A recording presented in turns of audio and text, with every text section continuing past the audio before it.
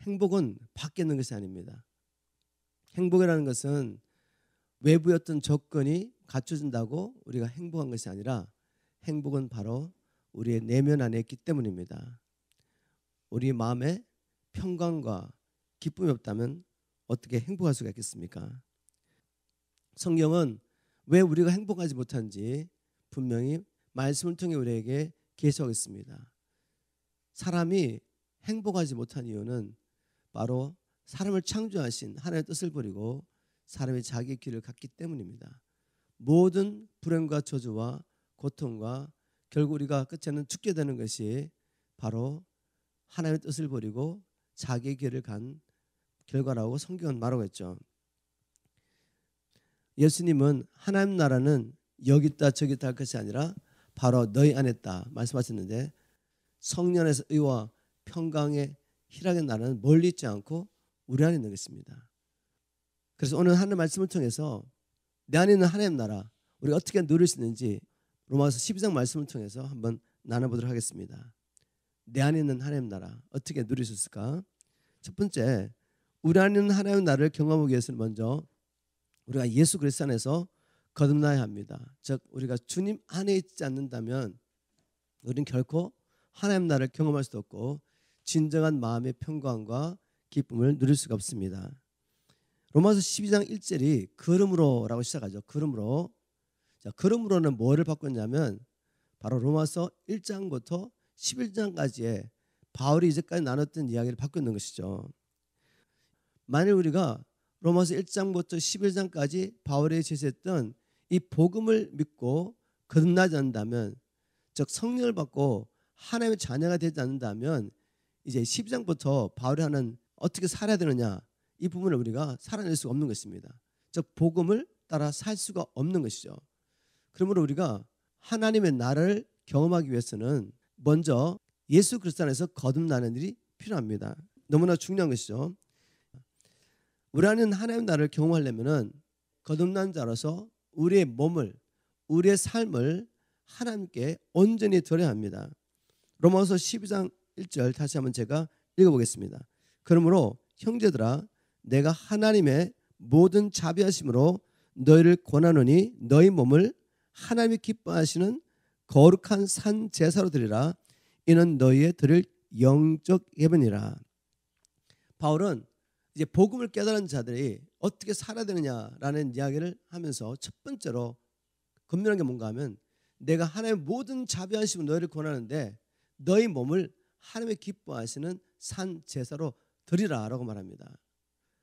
우리가 하나님 나라를 경험하려면 우리의 몸, 우리의 삶을 실제적으로 하나님께 드리는 일이 필요하죠. 자, 그럼 이런 질문을 한번 해봅니다. 하나님 나라를 경험하려면 왜 몸을 드려야 되느냐? 로마서 6장 13절에서 바울은 이미 이에 대해서 답변하고 있습니다. 제가 한번 쉬운 말 성경을 읽어보겠습니다. 왜 하나님 나라를 경험하려면 우리의 몸을 하나님께 산 제사로 드려야 되느냐? 로마서 6장 13절에 보니까 여러분은 육신의 한 부분이라도 죄에게 내어주어 죄의 도구가 되게 해서는 안 됩니다.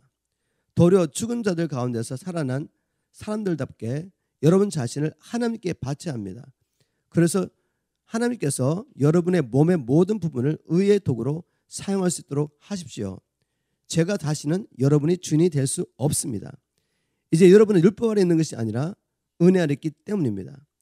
왜 우리의 몸을 하나님께 드려야지 하나님 나라를 경험할 수 있습니까? 바울은 분명히 말합니다. 비록 우리가 예수 그리스도를 믿음으로 이제는 율법 아래 있지 않기 때문에 죄의 권세에서 마귀의 권세에서 벗어났습니다. 그럼에도 불구하고 우리는 이제 자유인이 되었지만 여전히 죄에게 우리의 몸을 드릴 수도 있고 하나님께 또 우리의 몸을 드릴 수 있습니다. 바울의 권면이 무엇입니까? 이제 너희들이 예수 그리스도 안에서 새로운 피조물이 됐다면 너의 모든 몸의 모든 부분을 하나님께 의의 도구로 드러나는 거죠. 그래야만 죄가 다시는 너희를 주관하지 못할 것이다. 여러분, 왜 우리가 우리의 몸을 하나님께 드려야 되는지 아십니까? 우리의 몸을 하나님께 드리지 않으면 죄라는 존재는 여전히 우리 몸 안에 있기 때문에 다시 우리를 사로잡아 우리의 삶의 왕노릇을 하게 되는 것입니다.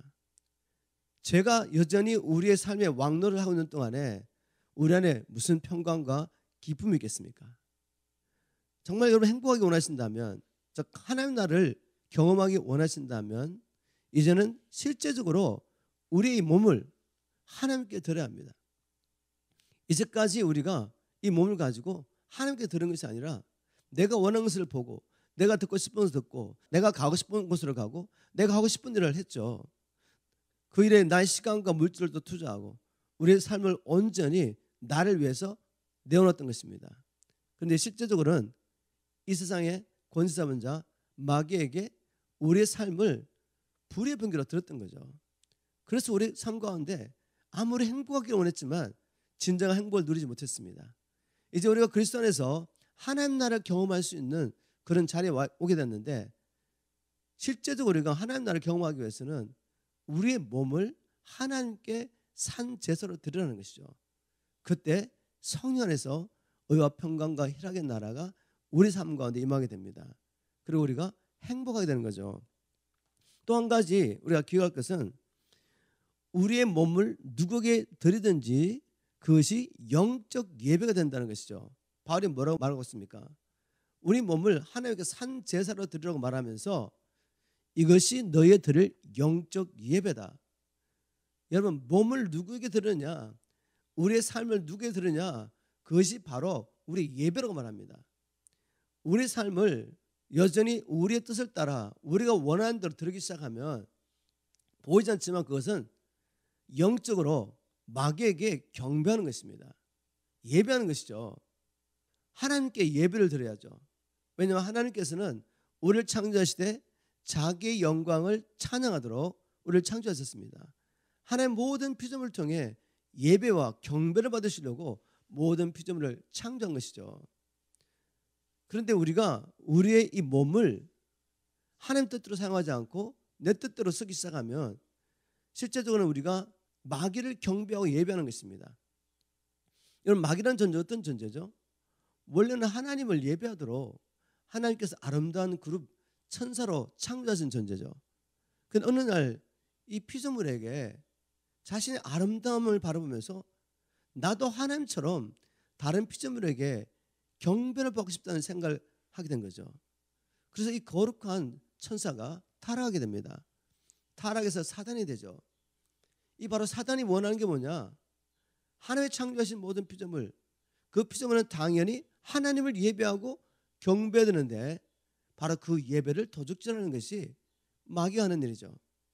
마귀는 이 일을 온전히 이루려고 이제 주님 오시기 전에 적그리스도라는 자기의 종을 세워서 그에게 보좌를 주고 권세와 능력을 주고 온 세상 사람들로 하여금 적그리스도에게 경배하게 만듭니다. 그게 바로 요한계시록 13장 15절에 나와 있죠. 제가 한번 요한계시록 13장 15절을 읽어보겠습니다.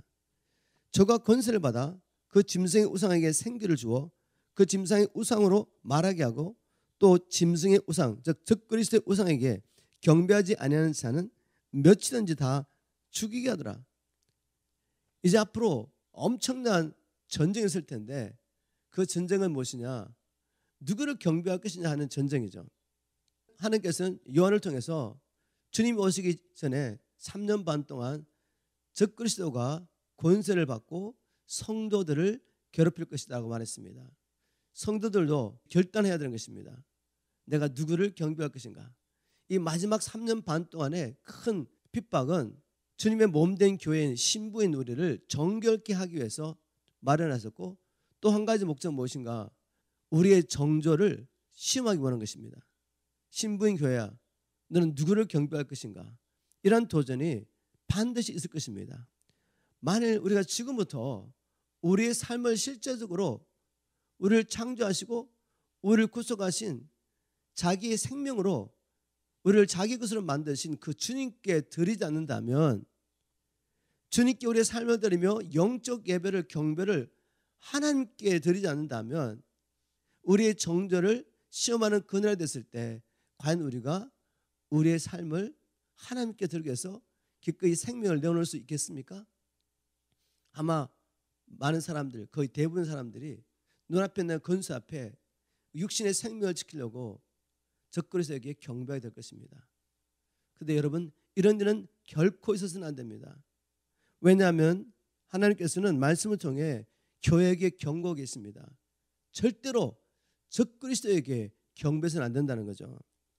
요한계시록 14장 11절 12절 말씀을 제가 쉬운 말 성경으로 한번 읽어보겠습니다. 그들에게 고통을 주는 유황불의 연기는 영원토록 그치지 않고 불타오를 것이므로 누구든지 짐승과 그의 우상에게 경배하는 자들과 그 짐승의 표를 받는 자들은 밤낮으로 안식을 얻지 못하고 쉼 없이 고통을 당할 것이다. 그러므로 하나님의 계명을 지키고 예수를 믿는 성도들에게는 인내가 요구된다. 여러분, 우리가 인내해야 합니다. 믿음이 없이 어찌 인내할 수 있겠습니까? 그리스도 예수 안에는 소망이 없다면 우리가 어찌 인내할 수 있겠습니까? 그리고 지금부터 우리가 가진 모든 것이 주의 것임을 인정하고 하나님께 드리는 영적 예배를 하나님께 드리지 않는다면 어찌 우리가 마지막 날 이 시험에 통과할 수가 있겠습니까? 그래서 지금 우리가 하나님 앞에 우리의 삶을 실제적으로 드리며 영적 예배를 드리는 이 훈련은 너무나도 중요합니다. 도대체 그러면 우리의 몸을 어떻게 드려? 정말 드리고 싶은데 어떻게 드릴 수 있냐 이거죠. 그런데 여러분, 바울은 목회자입니다. 자기 어떤 이론을 펼치려고 이 편지를 쓰고 있는 게 아니죠. 그는 어떻게든 성도들 하여금 복음을 깨닫고 복음을 따라 살게 함으로 이 땅에서도 하나님의 나라를 경험하고 또 하나님의 종으로 살게 하고 마지막 날 하나님 앞에 서서 영생과 함께 영광의 멸류관을 받게 하기 원하는 마음을 가지고 있는 목회자란 말이죠. 우리가 실천할 수 없는 어떤 이론만 펼치는 것이 아니라 구체적으로 우리의 몸을 하나님께 드릴 수 있는 길을 보여주겠습니다. 바로 12장 2절이죠. 우리 12장 2절 말씀을 통해 우리 몸을 실제로 하나님께 드릴 수 있는 방법, 마음을 새롭게 함으로 변화를 받으라. 로마서 12장 2절이죠. 너희는 이 세대를 본받지 말고 오직 마음을 새롭게 함으로 변화를 받아 하나님의 선하시고 기뻐하시고 온전하신 뜻이 무엇인지 분별하도록 하라. 어떻게 우리 몸을 하나님께 드림으로 우리 삶이 하나님께 영적 예배가 될 수 있습니까? 바울은 말합니다. 마음이 변화를 받지 않으면 안 된다. 즉 우리가 날마다 무엇을 생각하고 묵상하느냐, 그것이 바로 우리 삶이 된다는 말인데, 바울은 이 원리를 이미 로마서 8장 5절에서 우리에게 알려줬습니다. 로마서 8장 5절에 어떻게 기록됐습니까? 현대는 성경을 읽습니다. 육신을 따라 사는 사람은 육신의 일을 생각하지만 성령님을 따라 사는 사람은 성령님의 일을 생각합니다. 자, 이제 우리가 이 몸을 가지고 주님을 섬겨야 됩니다. 우리의 삶을 가지고 주님의 나라를 이루어가며 주님의 일, 하나님의 일을 해야 합니다. 왜냐하면 육신의 생각, 육신의 일의 끝은 사망이기 때문에 바울은 분명하게 우리의 삶을 하나님께 드리는 방법으로 뭘 하고 있죠? 하나님의 일을 생각하는 것입니다. 우리가 현실적으로 경험하는 이 모든 일은 우리의 마음 안에 품었던 생각의 결과이지 그것 이상도 아니고 그것 이하도 아니라는 거죠. 내가 의식적으로 무의식적으로 늘 생각하고 느끼고 있는 그것이 곧 나의 삶이 된다는 것입니다. 이거 굉장히 중요한 원리죠. 그래서 바울은 하나님의 일을 하고 싶으냐? 그렇다면 하나님의 일을 늘 생각하는 것입니다. 그러나 우리가 육신의 일을 생각한다면 우리 마음 한구석에 주님을 위해서 살아야지라고 마음에 손했지만 결국 내가 내 마음속으로 늘 생각하고 묵상하며 마치 그것이 현실인 것처럼 느끼고 있는 그 일이 실제적으로 우리 삶 가운데 일어날 것이라는 것입니다. 근데 중요한 것은 우리 마음의 변화인데 이 마음의 변화가 하루아침에 이루어지지 않습니다. 훈련이 필요한 훈련. 하루아침에 이루어지는 일이 아니라 과정이 필요하고 우리가 의지를 가지고 계속해서 훈련할 부분입니다. 이 마음의 변화는 몸의 변화와 비슷합니다. 즉 내 마음이 변화되는 일을 위해서 내가 구체적으로 무엇을 해야 되느냐라는 생각할 때 몸이 변화되려면 어떻게 해야 되냐 이걸 생각하면 쉽다는 말이죠. 몸을 바꾸려면 먼저 무엇을 먹을 건가 무엇을 먹지 않을 것인가 결정해야 됩니다. 먹을 것과 먹지 않을 것을 결정합니다. 그리고 또 먹되 아무 때나 뭐 먹고 싶을 때 먹는 게 아니라 또 먹고 싶은 만큼 먹는 것이 아니라 좋은 것이라도 규칙적으로 먹습니다. 그리고 적당한 양을 먹죠. 그리고 또 어떻게 합니까? 적당히 운동을 해야죠. 가볍게 먼저 들기 시작해야죠. 그죠? 처음에는 뭐 한 손으로 10파운드밖에 못 들지만 이제 운동을 계속 하다 보면 근력이 생기기 때문에 20파운드 이상도 들 수가 있는 거죠. 이렇게 몸을 우리가 바꿔갑니다. 자, 이렇게 여름에 한 6개월 정도 운동해가지고 몸이 아주 좋아졌습니다. 그러고 난 다음에 그냥 이제 6개월 동안 만들어놨으니까 그게 평생 가면 좋겠는데 그렇게 되지 않죠. 우리는 먹는 데 살잖아요. 그래서 마음대로 먹고 또 운동하지 않고 관리하지 않으면 어떻게 됩니까? 금방 옛날로 돌아가죠. 옛날보다 더 몸이 나빠질 수 있습니다. 자, 마음의 훈련도 똑같다는 것입니다. 마음을 새롭게 하려면 첫 번째 무엇을 먹을 건지 무엇을 안 먹을 건지 결정하셔야 돼요. 내 마음의 변화를 원하면서 옛날에 먹던 걸 계속 먹고 있으면 안 된다는 거죠. 내가 옛날에 그리스도 밖에 있을 때 세상에 있을 때 좋아했던 거 세상의 것들을 계속 보고 듣고 있으면서 그걸 계속 먹으면서 마음이 변화가 돼가지고 하나님의 일을 할 수 있다고 생각하십니까? 절대로 그런 일은 일어나지 않습니다. 중요한 것은 내가 무엇을 먹을 건가 무엇을 먹지 않을 것인가 결단하고 좋은 것을 먹되 규칙적으로 먹어야 합니다. 규칙적으로. 그 다음에 또 뭘 해야 되죠? 운동해야죠. 운동. 운동이 무엇입니까? 하나님의 말씀을 따라 사는 운동을 하는 것입니다. 순종하는 운동을 하는 것이 한마디로 말하면 우리는 순종하는 운동을 해야 합니다. 그래야지 영적으로 우리 마음이 견고해지고 우리의 영이 튼튼해지는 거죠. 그래서 하나님의 일이 자연스러워지는 겁니다. 다시 말해서 순종하는 게 처음에는 힘들지만 영적인 훈련, 마음의 훈련을 하다 보면 작은 일에 순종하다 보면 이제는 큰일, 예전에는 난 절대로 이런 일은 순종할 수 없어 라고 생각했던 일도 할 수 있게 되는 거죠. 이미 내 영이 내 안에 계신 성령을 통해서 견고해졌기 때문에 튼튼해졌기 때문에 내 마음이 무엇을 먹느냐에 따라서 내 영이 강해지는 것입니다. 여러분 이 원리 있었으면 안 되죠. 자 이제 마음이 새로워졌습니다. 근데 관리 안 하면 어떻게 되죠? 다시 마음이 황폐해지는 거죠. 뭐뭐가 똑같습니다. 원리는. 자 결국 원리는 뭐냐? 마음을 새롭게 하기 위해서는 무엇을 먹을 것인가 먹지 않을 것인가 결단하고 먹을 것을 규칙적으로 먹고 자연일부터 순종을 훈련하는 것입니다. 그런데 놀랍게도 내 안에 계신 성령님께서 우리를 도와주시면서 우리가 순종하게 되는 것을 발견하게 됩니다. 이런 영적 훈련 너무나도 중요합니다. 마음을 새롭게 하는 구체적인 방법을 제가 한번 나눠보겠습니다. 마음을 새롭게 하기 위해서 하는 훈련했는데 뭐 여러분 다 아시는 거죠. 뭐죠 여러분? 말씀과 기도 훈련입니다. 말씀과 기도 훈련을 통해서 우리가 잘 알고 있는 이 영적인 원리를 따라 살 수가 있는 거죠. 뭐죠 여러분? 세 가지. 우리는 먹는 대로 산다. 우리는 생각하는 대로 산다. 우리는 말하는 대로 산다. 여러분 생각에 능력이 있습니다. 내가 생각을 묵상하는 것이 곧 나의 현실이 된다는 말이죠. 그리고 말에 능력이 있습니다. 말에는 역사가 있습니다. 살리든지 죽이든지 역사가 있다는 말이죠.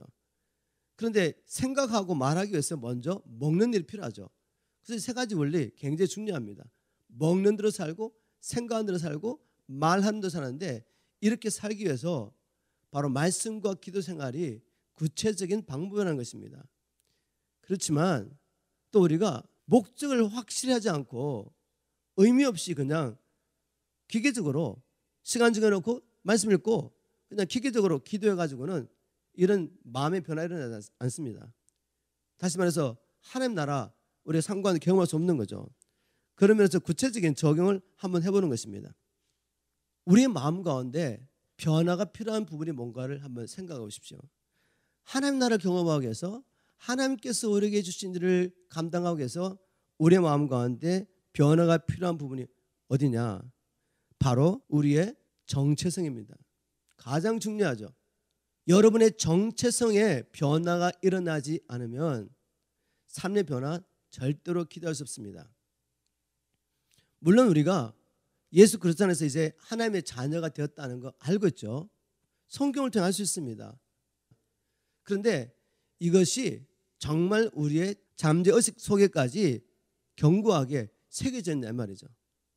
우리가 지식적으로는 그래 나는 하나님의 자녀야 라고 생각하고 있지만 마음 깊은 내면에 우리의 잠재의식 속에 나는 여전히 노예로 기억되고 살 수 있다는 것이죠.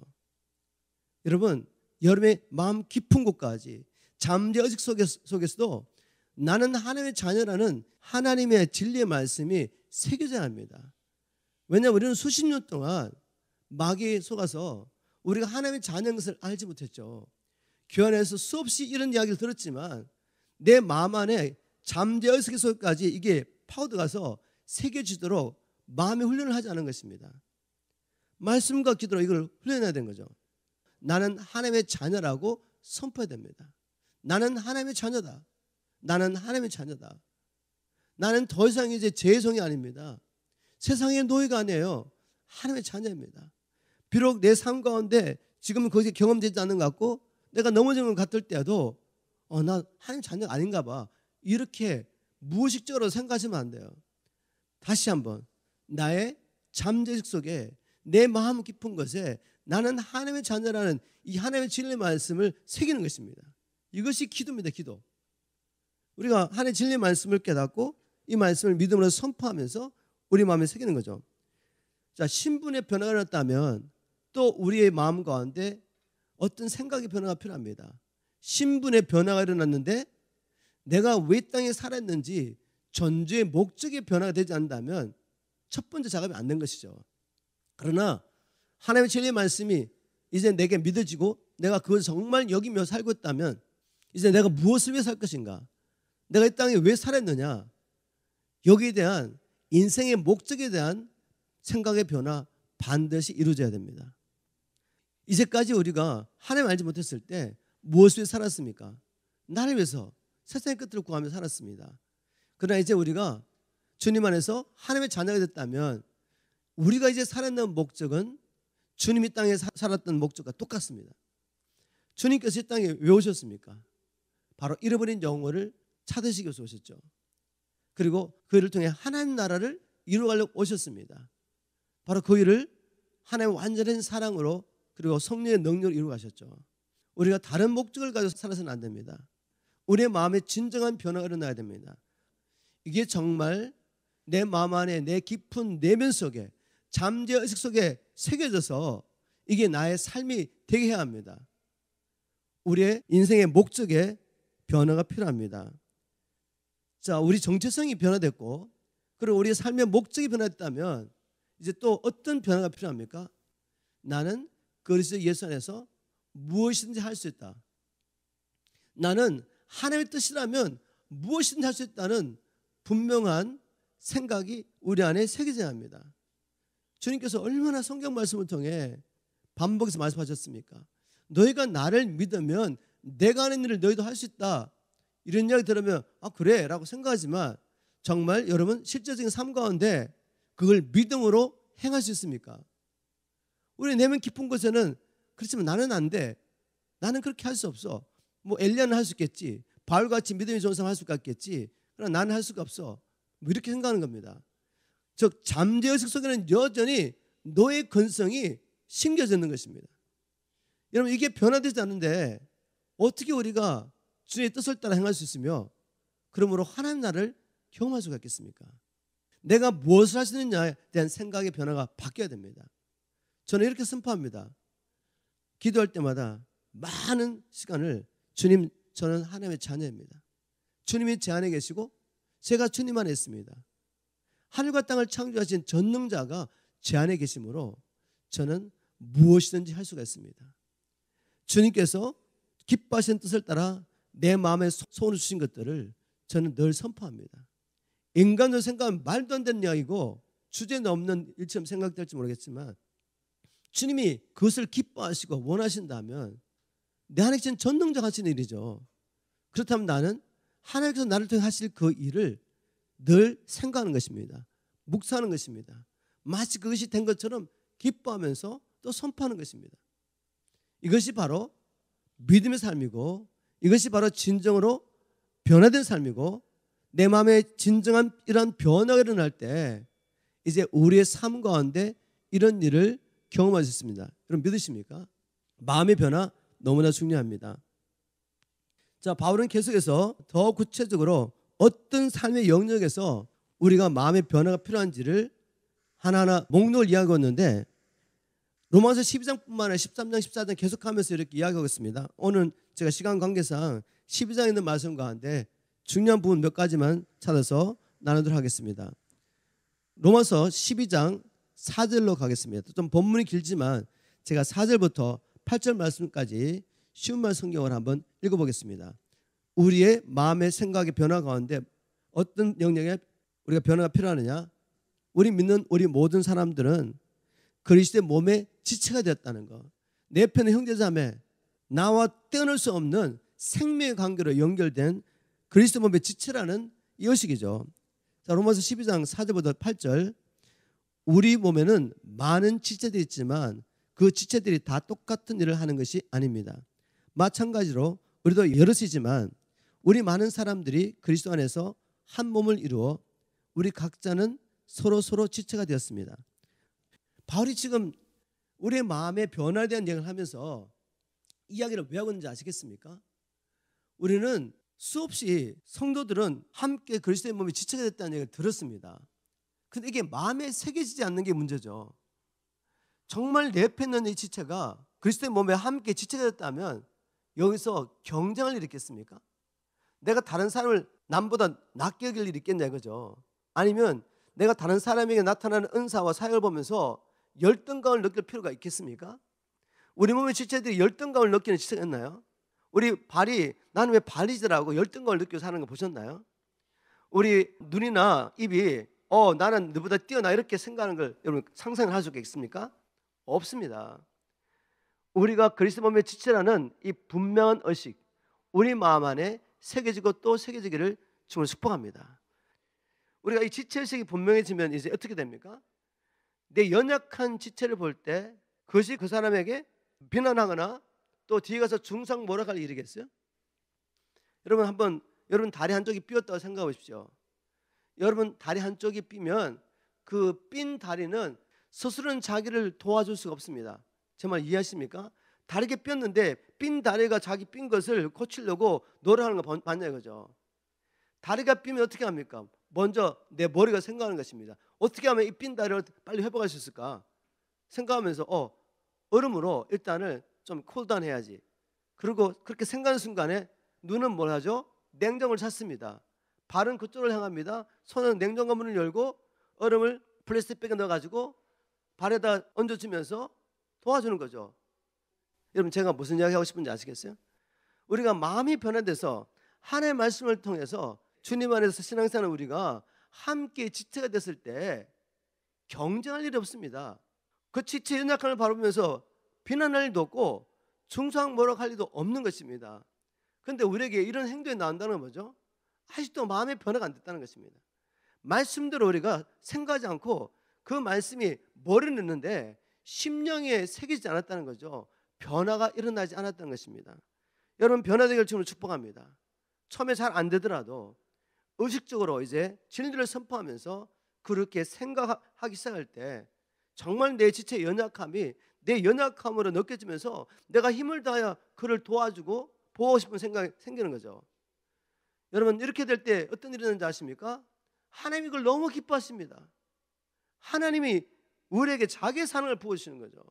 또 그렇게 할 수 있도록 우리 안에 은사들이 막 개발되고 우리 안에 있는 능력들이 나타나는 것입니다. 그래서 우리가 함께 하나님 나라를 경험할 수 있습니다. 또 이제 우리의 마음 가운데 변화가 필요한 영역은 무엇이냐?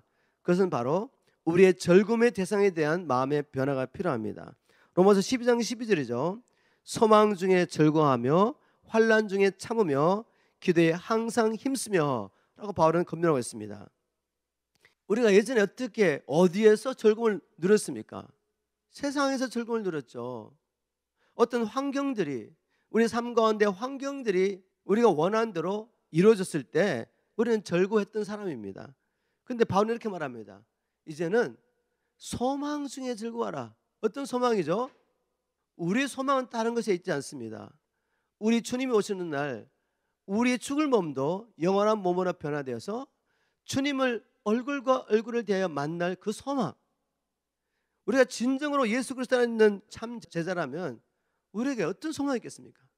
우리가 사랑하며 우리가 늘 교제하기 원했던 그 주님을 얼굴과 얼굴에 대하여 보는 것이 아니겠습니까? 왜냐하면 우리는 주님과 교제할 때 어떤 기쁨이 있는 것을 알기 때문에, 우리 하나님과 연합했을 때 주님의 사랑을 조금이라도 맛보게 됐을 때 우리 안에 있는 진정한 기쁨과 행복을 우리는 기억하고 있습니다. 그래서 우리는 주님을 만나 그렇게 사모하는 거죠. 바로 그 소망 가운데 절거라는 거죠. 내 주요 환경이 어떠든 관계없는 것입니다. 이 소망 가운데 우리는 절거할 수 있는 것입니다. 그래서 바울은 빌립보서 4장 4절에서 주 안에서 기뻐하라 말하면서 또 다시 내가 말하니 주 안에서 기뻐하라 말하고 있습니다. 이 편지 쓸 때 바울의 환경이 어떠하죠? 복음 때문에 감옥에 갇혀 있는 상황입니다. 감옥 안에 있으면서 절구하라고 지금 편지를 쓰고 있는 거죠. 우리의 절구의 대상이 바뀌기를 원합니다. 이렇게 우리가 소망을 주님께 두고 주님 안에서 절구할 때 환경에 문제가 되지 않는다 그랬죠. 이젠 환난 중에서도 인내, 참을 수 있습니다. 이거 지금부터 우리 훈련해야죠. 앞으로 큰 핍박과 환난이 있을 때도 우리가 소망을 주님께 두고 주님을 소망하면서 그 가운데 즐거워하는 법을 배우면 환난 중에도 우리가 인내할 수 있습니다. 그리고 바울이 또 뭐라고 말하죠? 기도에 항상 힘쓰며. 이 일을 위해서는 뭐 해야 되죠? 우리가 기도에 항상 힘써야 합니다. 진리의 말씀을 우리의 마음에 새기며 진리의 말씀을 따라 하나님과 대화하고 교제하면서 끊임없이 우리 안에 성령께서 진리를 우리의 심령 가운데 새겨주시는 이 기도에 항상 힘쓰라고 말합니다. 그래야지 우리의 즐거움의 대상이 바뀔 수 있습니다. 또 로마서 12장 13절에 바울이 이렇게 권면하고 있습니다. 가난한 성도를 돕고 대접하는 일을 힘쓰십시오. 다시 말해서 하나님께서 내게 주신 물질, 이것을 가지고 가난한 성도를 섬기며 손님 대접하는 이 일, 이것이 내게 있는 재정이 그냥 허비되는 일이 아니라는 거죠. 이것은 하나님께 대한 투자다. 특별히 우리가 지금 재정적으로 나도 살기 힘들 수 있습니다. 그럼에도 불구하고 우리가 가난한 성도들에게 또 손님을 대접하는 일에 우리 재정을 마음껏 풀 수 있고 투자할 수 있는 이유는 뭐죠? 그것은 하나님 뜻을 따라 나의 재정을 푸는 것은 허비하는 것이 아니라는 거죠. 그것은 하나님께 받을 수 있도록 우리가 투자하는 것입니다. 특별히 재정적으로 부족할 때 이걸 많이 실천하셔야 돼요. 나도 쓸 것이 충분하지 않으니까 나는 재정적으로는 가난한 자를 도와줄 수 없다고 이렇게 생각하시면 여러분은 계속해서 재정적으로 묶일 수밖에 없습니다. 꼭 기억하십시오. 우리의 마음의 그 상태가 결국은 우리의 삶이 된다. 마음에서부터 나는 부족해 라는 의식을 가지고 살고 있으면서 섬기는 일에 또 하나님께 드려야 될 것을 드리지 못하고 있다면 어떻게 되겠습니까? 계속해서 그 마음의 상태 때문에 계속해서 재정적으로 묶이는 것입니다. 분명히 우리는 하나님의 뜻을 따라 생각하므로 재정적으로도 풍요롭게 부족함이 없이 살 수 있습니다. 그 말은 우리가 뭐 부자가 된다는 이야기가 아니라 정말 주를 위해서 쓰려고 할 때 없어서 못 쓰는 일이 없다는 말이죠. 근데 제가 한번 최근에 예를 한번 들어보겠습니다. 우리 딸이 이제 갑자기 결혼을 하겠다고 제게 통보를 하면서 이런 말을 했습니다. 아빠, 이제 내가 하나님께서 예비하신 형제를 찾았는데 빨리 결혼해야 될 것 같아. 아빠도 아는 것처럼 나는 선교사 살고 있으니까 모아놓은 돈이 없어. 아빠가 나를 시집 보내줘. 이렇게 말했습니다. 그래서 제가 이렇게 말했습니다. 아빠도 모아놓은 돈이 없어. 우리의 아버지, 영원한 아버지께서 너를 시집 보내줄 거야. 그렇게 선포했습니다. 그런데 그 시즌에 이제까지 오랫동안 만나지 못했던 예전에 저희가 섬겼던 한 성도 한 분을 만나게 됐습니다. 그분이 어려운 일이 생겨서 우리가 찾아가서 만났는데 그 만남 가운데 제 아내에게 감동이 왔습니다. 저는 몰랐는데 제 아내는 큰딸을 시집 보내려고 시집 보낼 준비를 하고 있었던 것 같습니다. 돈을 좀 모아놓은 거죠. 저는 몰랐는데 하나님께서 갑자기 야, 너 그 모아놓은 돈 있잖아. 네 딸 시집 보내려고 그 돈을 이 성도에게 주라고 이렇게 말씀하셨다는 거죠. 그래서 그래 나는 몰랐지만 당신이 이렇게 또 섬길 수 있는 돈이 있다니까 얼마나 감사해. 우리는 하나님의 청직이니까 그냥 주님의 말씀에 순종하자고. 그래서 딸 시집 보내려고 모아놨던 돈을 다 드렸습니다. 여러분 그런데 무슨 일이 일어났냐면 정말 며칠 안 돼가지고 전혀 뜻밖의 사람을 우리가 만나게 됐고 그냥 우리 집에 잠깐 와서 딱 머물렀는데 근데 그 손님이 지나가면서 우리 딸이 결혼한 걸 알고 딸 시집갈 때 보태 쓰라고 헌금을 하고 가셨어요. 근데 그게 자그마치 우리가 심었던 게 3배에서 3배. 여러분, 이거는 실제적으로 역사하는 비밀입니다. 이 비밀을 깨달으면 어떻게 되냐면, 저는 지금도 이렇게 기도합니다. 하나님께서 뭔가를 주시면, 하나님 이거 어디다 심으면 좋을까요? 누구에게 심으면 좋을까요? 늘 이렇게 기도하는 거죠. 그럼 찾는 것입니다. 그러다 하나님께서 어떤 감동을 주세요. 여기 심으라. 그럼 기쁨으로 내놓습니다. 왜? 이 비밀을 깨달았으니까. 여러분, 우리가 재정에 대한 생각의 변화기를 주님을 축복합니다. 자, 마지막으로 하나 나누고 싶은 게 있는데, 이게 좀 중요하죠. 우리 삶 가운데 우리가 믿음으로 살다 보면 꼭 어려움이 있습니다. 핍박이 온다는 거죠. 핍박에 대한 우리의 마음의 태도 분명히 바뀌어야 됩니다. 로마서 12장 14절부터 21절 보겠습니다. 로마서 12장 14절에도 너희를 핍박하는 자를 축복하라, 축복하고 저주하지 말라, 이렇게 말했는데 17절에 가서 또 이렇게 말하죠. 아무에게도 악으로 악을 갚지 말고 모든 사람 앞에서 선한 일을 도모하라. 또 다시 20절에 가서 내 원수가 줄이거든 먹이고 목마르거든 마시오라. 그리함으로 내가 숯불을 그 머리에 쌓아 놓으리라. 악에게 지지 말고 선으로 악을 이기라. 왜 이 부분을 계속 강조할까요? 우리가 믿음으로 살려가면 반드시 핍박이 있습니다.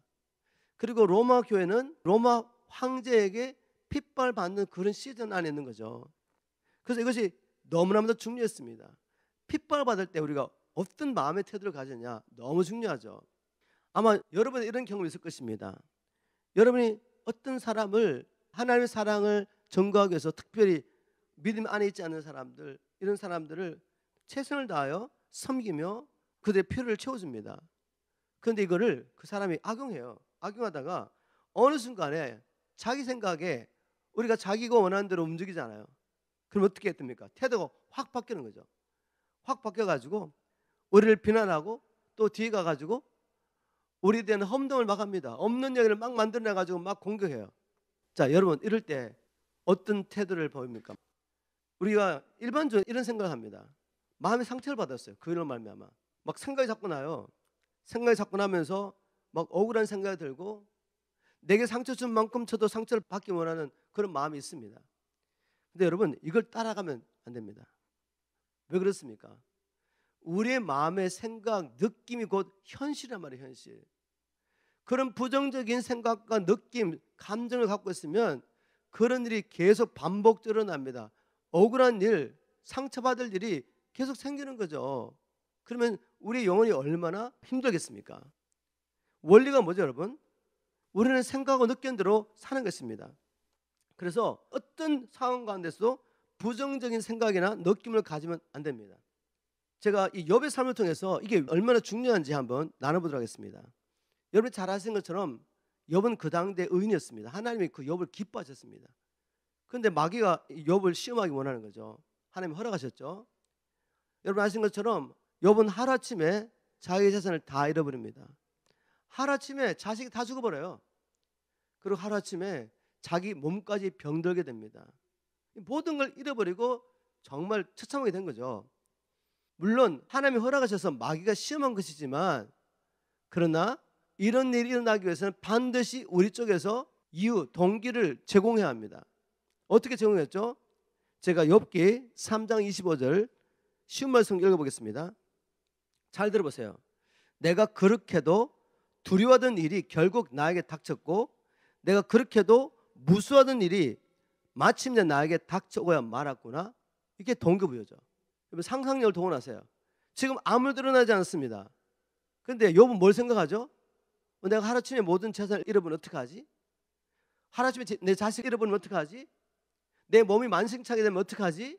스쳐 지나가는 생각으로 할 수 있지만 욥은 그걸 뛰어넘은 거죠. 어디까지? 느끼기까지.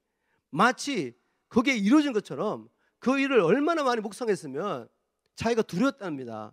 그런 일이 일어나면 어떡할까 무서워했대요. 그 말은 마음 안에서 이미 실체가 된 것입니다. 여러분, 마음 안에서 실체가 된 거예요. 부정적인 생각, 부정적인 느낌을, 부정적인 생각을 물론 마귀가 집어넣겠죠. 그 부정적인 생각을 붙잡고 있으니까 느낌까지 이제는 막 무서워지는 겁니다. 두려워졌다. 이건 이미 마음 안에 이루어진 겁니다. 그럼 반드시 우리의 삶 가운데 이루어집니다. 왜 주님께서 핍박하는 자를 위해 축복하고 원수도 사랑하고 하시는지 아시겠습니까? 그 핍박을 받고 억울한 일을 당하고 난 다음에 억울한 일을 묵상하고 계시면 마음이 상하잖아요. 그리고 생각이 부정적입니다. 느낌이 부정적이에요. 그럼 어떻게 됩니까? 그런 일을 끌어들이는 것입니다. 근데 놀랍게도 여러분, 지금 세상의 과학자들도 이것을 과학적으로 증명하고 있습니다. 우리의 생각, 우리의 느낌에 어떤 파장이 있다.